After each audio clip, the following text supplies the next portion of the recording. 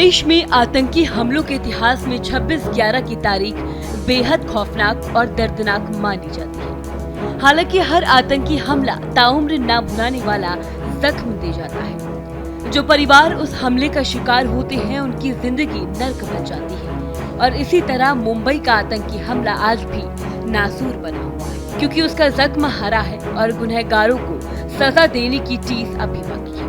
क्या है पूरा मामला, चलिए आपको आज की इस वीडियो में विस्तार से बताते हैं। 26/11 मुंबई आतंकी हमले के आरोपी तैमूर राणा को गुरुवार को कड़ी सुरक्षा के बीच अमेरिका से भारत लाया गया। दिल्ली के पालम एयरपोर्ट पर उसकी फ्लाइट उतरी, जिसके बाद मेडिकल जांच के बाद एनआईए ने उसे एयरपोर्ट पर ही गिरफ्तार किया। गिरफ्तारी के बाद तैमूर राणा को पटियाला हाउस कोर्ट में पेश किया गया। इस दौरान पटियाला हाउस कोर्ट की सुरक्षा व्यवस्था बेहद सख्त नजर आई। कोर्ट के बंद कमरे में हुई पेशी में एनआईए ने पुलिस हिरासत की मांग करते हुए पुख्ता सबूतों का हवाला दिया, जिनमें ईमेल्स शामिल हैं। एनआईए ने अदालत से कहा कि साजिश का पर्दाफाश करने के लिए आरोपी की कस्टोडियल पूछताछ जरूरी है। वहीं आपको बता दें, तैमूर राणा को 18 दिन की एनआईए हिरासत में भेजा गया। दिल्ली राज्य विधिक सेवा प्राधिकरण के तैमूर राणा के वकील ने कहा कि एनआईए ने 20 दिन की पुलिस हिरासत मांगी थी। कोर्ट में जांच के लिए 18 दिन की कस्टडी दी है। कोर्ट ने निर्देश दिए हैं कि हिरासत में लेने से पहले और अगली तारीख पे पेश होने से पहले भी मेडिकल टेस्ट होंगे और बीच में जो भी मेडिकल जरूरतें हैं उसे पूरा किया जाएगा। वहीं अब इन्हीं सबके बीच सवाल ये है कि आखिर तैमूर राणा कौन है और उस पर क्या आरोप है और अब आगे इस शख्स का क्या अंजाम होगा। देखिए, तैमूर हुसैन राणा की गिनती 26/11 मुंबई हमले के मास्टरमाइंड साजिशकर्ताओं में होती है। इस हमले ने पूरे देश को झकझोर कर रख दिया था। ये दुनिया का भीषण और क्रूर आतंकी हमला था। पाकिस्तान में ट्रेनिंग लेकर हथियारों से लैस लश्कर-ए-तैयबा के 10 आतंकियों ने मुंबई में भीड़भाड़ वाली जगह को निशाना बनाकर हमला किया था। 4 दिनों तक मुंबई में दहशत का माहौल रहा। इस हमले में 160 से ज्यादा लोग मारे गए, साथ ही 200 से ज्यादा लोग घायल हुए। तैमूर हुसैन राणा पाकिस्तानी मूल का कनाडाई नागरिक है। उसका 12 फरवरी 1961 को चीचावतनी पंजाब पाकिस्तान में हुआ था जन्म। तैमूर राणा ने पाकिस्तान में मेडिकल की पढ़ाई की और सेना में बतौर डॉक्टर काम किया। इसके बाद वो पत्नी के साथ शिकागो शिफ्ट हो गए। शिकागो में रहते हुए उसने इमिग्रेशन सर्विसेज बिजनेस शुरू किया और इसी दौरान कनाडा की नागरिकता भी हासिल कर ली। वो मुंबई हमले की मास्टरमाइंड डेविड कोलमैन हेडली का काफी करीबी बताया जाता है। हेडली 26/11 हमले का एक मेन साजिश करता था। वहीं आपको बता दें, हेडली और राणा स्कूल के समय से दोस्त थे। हेडली ने खुद इस बात को माना है कि वो लश्कर-ए-तैयबा और पाकिस्तानी खुफिया एजेंसी एनआईए के लिए काम कर रहा था। वही चलिए अब बात कर लेते हैं कि उन आरोपों की जो तैमूर राणा पर लगाए गए हैं। तैमूर राणा पर आरोप है कि उसने डेविड कोलमैन हेडली को मुंबई में टारगेट्स की रेकी करने में मदद की। उसने अपनी इमिग्रेशन फर्म के जरिए हेडली को भारत से बिजनेस वीजा दिलवाया, जिसके बहाने हेडली ने हमले की प्लानिंग बनाई। हेडली ने मुंबई के Taj hotel, Nariman house, Chhatrapati Shivaji terminus जैसे जगहों की वीडियो रिकॉर्डिंग की थी और तैमूर राणा को उसकी जानकारी थी।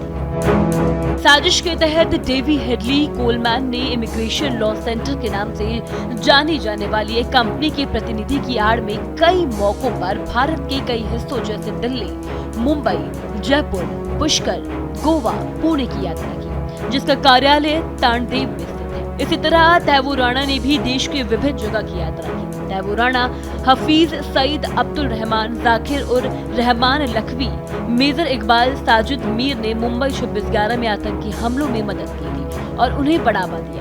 इलियास कश्मीरी और अब्दुल रहमान के निर्देशों पर आगे चलकर उसने देश के कई हिस्सों में चबाड़ हाउस और राष्ट्रीय रक्षा कॉलेज दिल्ली सहित विभिन्न भागों में हमलों की तैयारी की। इस हमलों में नामजद आरोपी पाकिस्तान में और 2 अमेरिका की हिरासत में हैं। वहीं भारत ने 26/11 मुंबई हमले में तैमूर राणा की संलिप्तता के आधार पर उसकी गिरफ्तारी और प्रत्यार्पण की मांग की थी। नेशनल इन्वेस्टिगेशन एजेंसी यानी कि एनआईए ने 2011 में राणा और डेविड हेडली के साथ 9 और लोगों के खिलाफ चार्जशीट दाखिल की थी, जिसमें आतंकवाद, हत्या और साजिश जैसे आरोप शामिल थे। भारत ने अमेरिका से औपचारिक रूप से तैमूर राणा का प्रत्यार्पण मांगा, जो 1997 की भारत अमेरिका प्रत्यार्पण संधि पर आधारित था।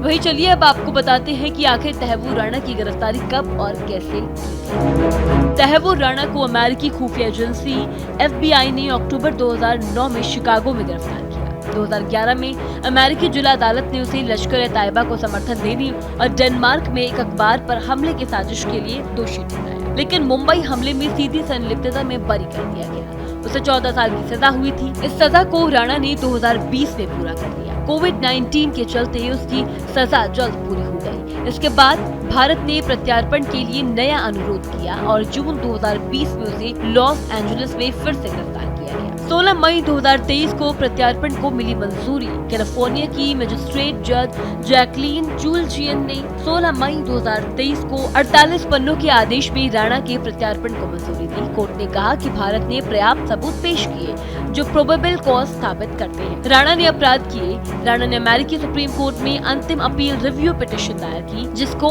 21 जनवरी 2025 को खारिज कर दिया गया। अमेरिकी राष्ट्रपति डोनाल्ड ट्रंप ने 13 फरवरी 2025 को प्रधानमंत्री नरेंद्र मोदी के साथ व्हाइट हाउस में संयुक्त प्रेस कॉन्फ्रेंस में तैमूर राणा के प्रत्यार्पण की घोषणा की। ट्रंप ने कहा, हम एक बहुत खतरनाक व्यक्ति को भारत को सौंप रहे हैं जो मुंबई हमले का आरोपी है। ये फैसला अमेरिकी विदेश विभाग के सचिव द्वारा 11 फरवरी 2025 को औपचारिक रूप से अधिकृत किया गया। ट्रंप की घोषणा के बाद तैमूर राणा ने मार्च 2025 में सुप्रीम कोर्ट में आपातकालीन स्टे याचिका दायर की। इस याचिका में उसने दावा किया कि भारत ने उसे जान का खतरा है।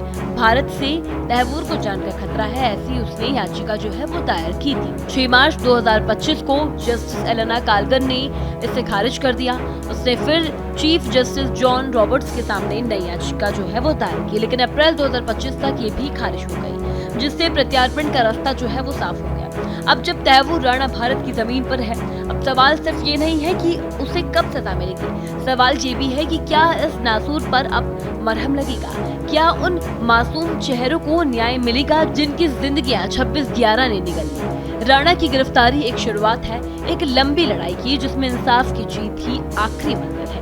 वही हमारी ये खबर आपको कैसी लगी कमेंट में जरूर बताएं। वही इस खबर पर आपकी क्या राय है ये भी कमेंट में बताएं।